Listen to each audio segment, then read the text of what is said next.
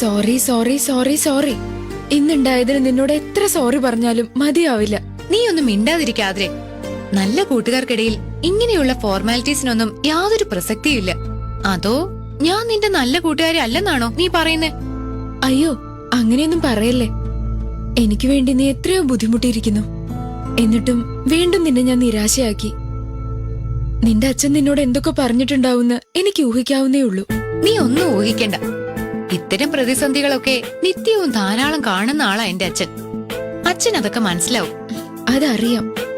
അതിനൊരു കാരണക്കാരി ഞാനായല്ലോന്നാ എന്റെ വിഷമം. നിന്നെ അവിടെ ബാങ്കിന്റെ മുൻപിൽ കാത്തു നിർത്തിയതിന് ഞാൻ എനിക്ക് തന്നെ മാപ്പ് കൊടുക്കില്ല.